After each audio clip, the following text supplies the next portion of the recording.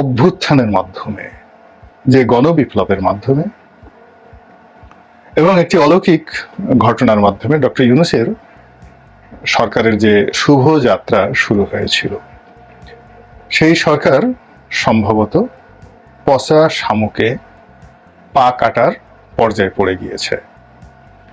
তো এখানে পচা শামুকে পা কাটার বিষয় নিয়ে আমি দুটো বিষয় বলে নিই। প্রথমত, যখন এই ছাত্র আন্দোলন শুরু হলো এবং কোটা বিরোধী আন্দোলন তুঙ্গে যায়নি তখন, আর শেখ হাসিনা তখন বেইজিং সফরে গিয়েছিলেন, ঠিক ওই সময়টাতে আমি একটা ভিডিও করেছিলাম যে পচা শামুকে শেখ হাসিনার পা কাটবে। এরপর যখন তিনি এসে সংবাদ সম্মেলন করলেন, এরপর সংবাদ সম্মেলন পরবর্তী ঘটনায় যখন একেবারে সবকিছু এলোমেলো হয়ে গেল, তখন আমার নিজের কাছেই খুব অবাক লাগলো যে এই পচা শামুকে পা কাটার বিষয়টি আমার মতো একজন অল্প বুদ্ধির মানুষ টের পেলাম, কিন্তু শেখ হাসিনা কেন টের পেলেন না? একইভাবে ডক্টর ইউনূসের জ্ঞান, প্রজ্ঞা, মেধা, যোগ্যতা বিশ্বাস করেন, আমি মনে করি না যে তার একটি আঙ্গুলের সমান কোনো যোগ্যতা আমার রয়েছে, অথবা তিনি যে বিশ্বব্যাপী অনেক বিষয়ে সফলতা অর্জন করেছেন,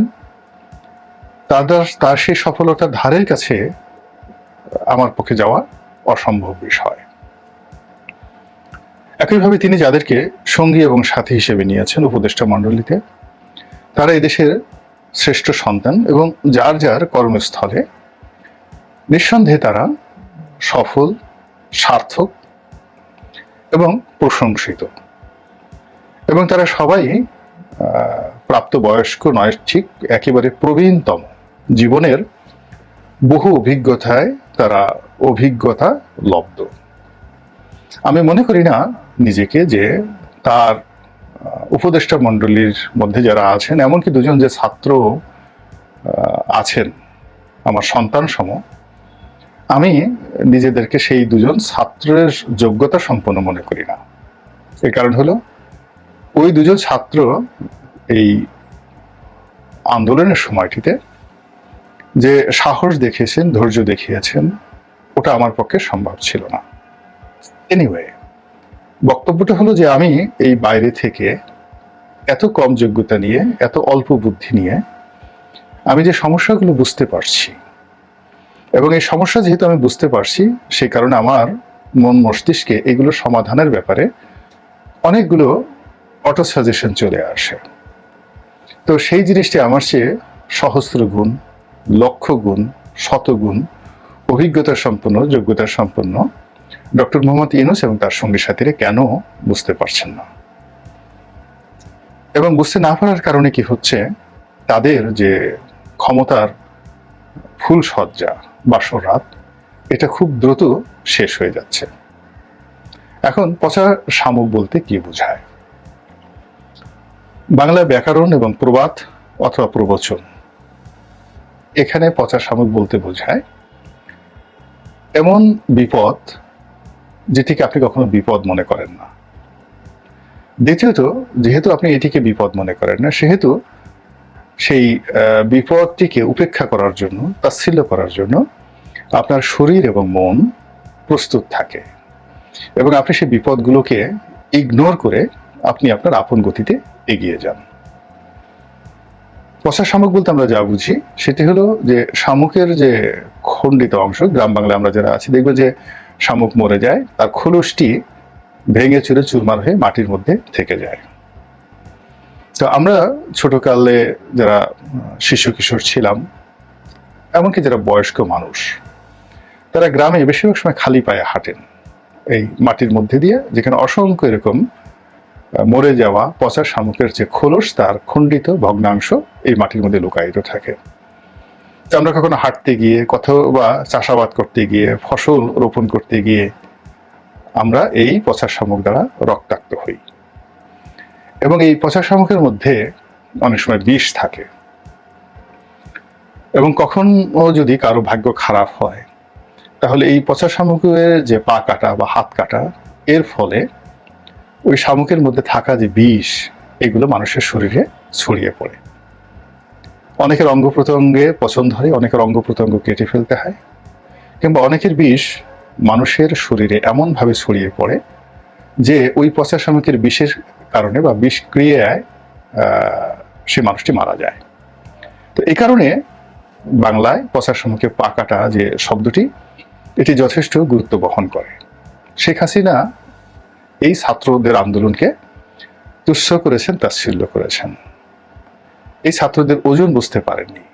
দ্বিতীয়ত, তার যে কুকর্ম, তার অপশাসন, তার দুর্নীতি, তার লোকজনদের সীমাহীন পাপ, এটা বাংলার জমিনকে কতটা উত্তপ্ত করেছিল সেটাও তিনি আন্দাজ করতে পারেননি।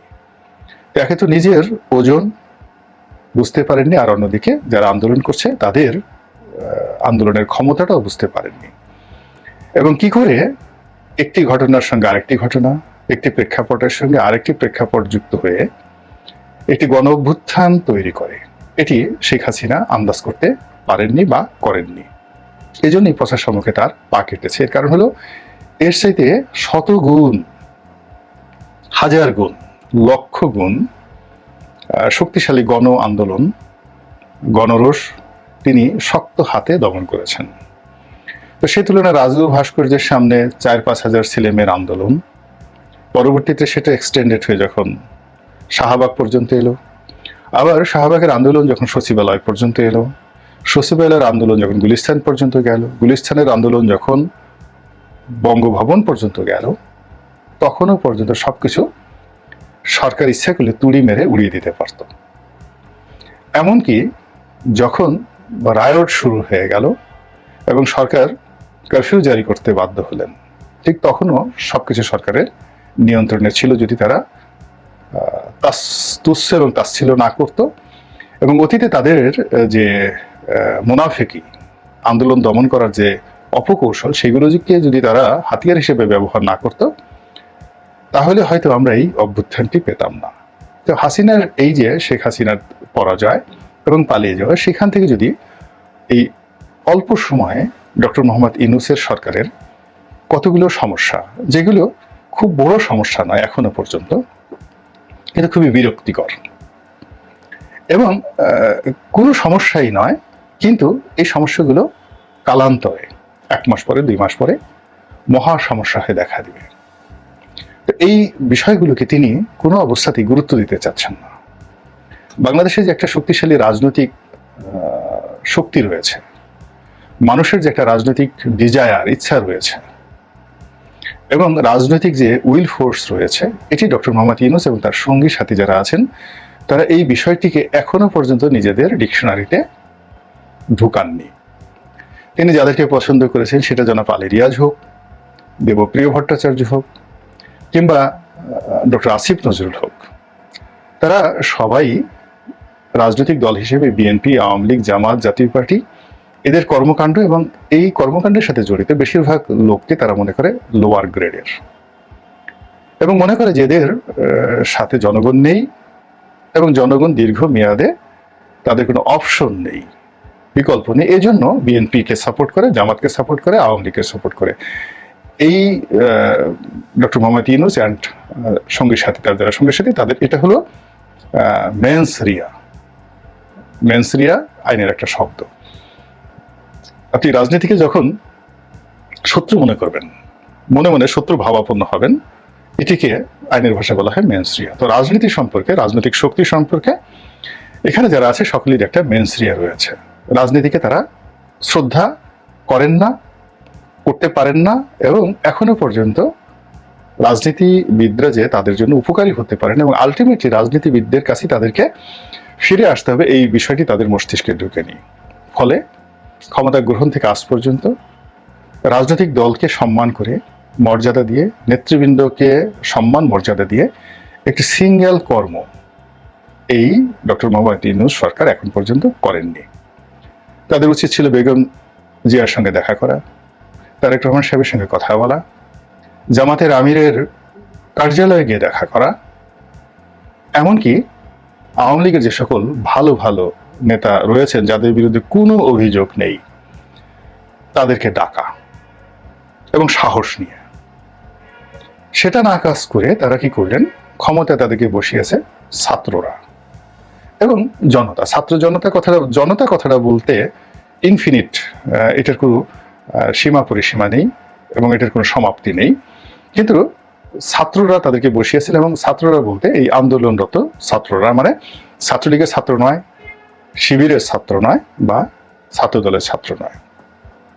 এই মানসিক অবস্থার কারণে রাজনৈতিক দলগুলোর মধ্যে এই অল্প সময়ের মধ্যে যে বিভেদ তৈরি হয়েছে এটি বাড়তে থাকবে, এবং এই বিভেদ এখন আর দূর করা সম্ভব নয়।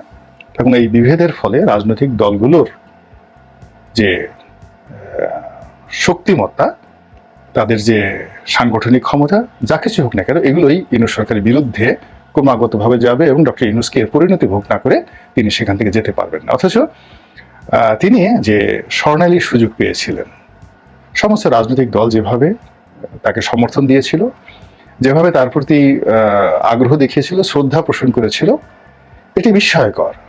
এরকম সৌভাগ্য শতবর্ষে, মানে প্রতি 100 বছরে কোনো নায়ক মহানায়কের জীবনে ঘটে না, যেটি এইবার ডক্টর ইউনূসের ক্ষমতা গ্রহণের সময় বাংলাদেশের একটা সিঙ্গেল লোক এর বিরোধিতা করেনি, উনি এটি কাজে লাগাতে পারেননি।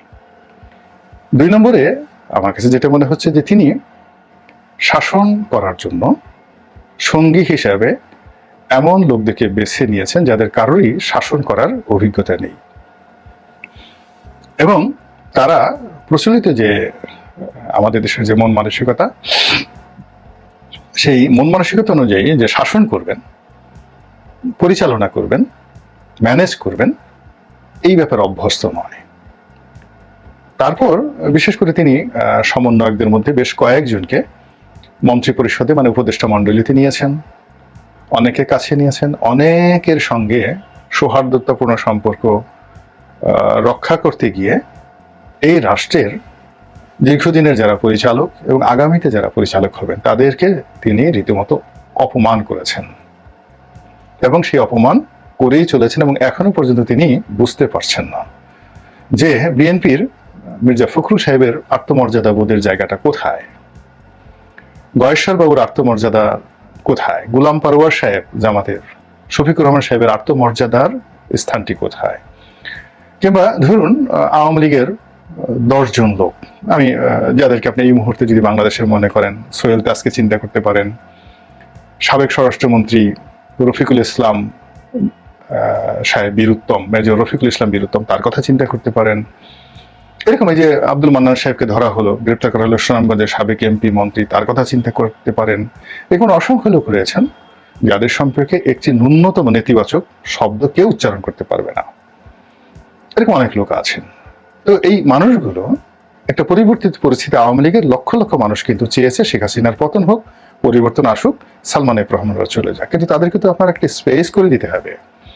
এই জায়গাটি ডক্টর মোহাম্মদ ইউনূস হাত দিতে পারেননি, অথচ ওনার যেখানে হাত দেওয়া দরকার এটা সে প্রথম দিনই দিয়েছেন। উনি যখন ফ্রান্সে বাংলাদেশে আসেননি, সরকারের শপথ গ্রহণ করেননি, তার আগেই গ্রামীণ ব্যাংকের সামনে সাইনবোর্ড টানানো হয়ে গেছে, লোকজন গ্রামীণ ব্যাংক ভবনের দখল নিয়ে নিয়েছে। এই কাজগুলো করতে তো তার দেরি হয়নি, তার লোকজনের দেরি হয়নি, কিন্তু বেগম জিয়ার সঙ্গে দেখা করতে হবে, কৃতজ্ঞতা প্রকাশ করতে হবে, ধন্যবাদ দিতে হবে, এটা দেরি হলো কেন? এটাই হলো পচা শামুক। তো তিনি এই যে প্রথম যেটা বললাম, রাজনৈতিক বিষয়াদি নিয়ে তার যে চিন্তা চেতনা, দ্বিতীয়ত এই তরুণদেরকে সামনে এগিয়ে এনে তিনি প্রবীণদেরকে ব্যবহার করছেন। 3 নম্বরে হলো যে তার কোনো সার্কিট ব্রেকার নেই, মানে তিনি যে কর্মকাণ্ডগুলো করেছেন বা করে চলেছেন এটার কোনো সীমা নাই, পরিসীমা নেই, শাস্তির ব্যবস্থা নেই। তিনি এই যে তরুণদের অনেক ভুল হচ্ছে, ভ্রান্তি হচ্ছে, সমন্বয়কদের, তাদেরকে তিনি নিয়ন্ত্রণ করতে পারছেন না, তাদের উপর প্রভাব বিস্তার করতে পারছেন না, এবং তাদের ভুল হলে, অন্যায় হলে তাদেরকে শাস্তি দেওয়ার মতো সাহস তিনি এখন অর্জন করতে পারছেন না। এটা পচা শামুকে পাকাটার মতো অবস্থা সৃষ্টি করবে তার জন্য।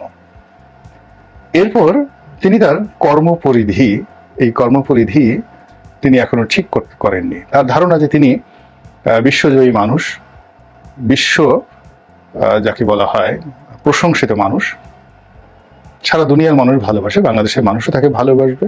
শেখ হাসিনাকে তাড়িয়ে তাকে যে মানুষ বুকে নিয়ে রেখেছে, সারা জীবন তাকে মাথায় করে মানুষ নাচবে। বিশ্বাস করেন জাস্ট ওয়েট 2 days, 2 week, আজ থেকে 2 সপ্তাহ পর্যন্ত আপনি দেখেন যে উনার ইমেজটা কোথায় চলে যায়। আজ থেকে উনি জাতিসংঘ থেকে ফেরত আসুক, তারপর আপনি দেখবেন। তো এই জায়গাগুলোতে তার একটা কর্মপন্থা নির্ধারণ করা, টাইম লাইন দেওয়া, টাইম ফ্রেম দেওয়া, অধিক্ষেত্র তৈরি করা, এটাকে তিনি মনে করছেন না। তিনি শেখ মুজিবুর রহমান বঙ্গবন্ধু যখন বাংলাদেশে এসেছিলেন, পুরো বাংলাদেশটাকে তার মনে হয়েছিল, ডক্টর মোহাম্মদ ইউনূসেরও তাই মনে হচ্ছে। একেবারে সবার শেষে যেটা তাকে ধরেছে যে রোগ, সেই রোগ হলো তিনি মনে করছেন যে জো বাইডেন, আমেরিকা, পশ্চিমারা তাকে রক্ষা করবেন।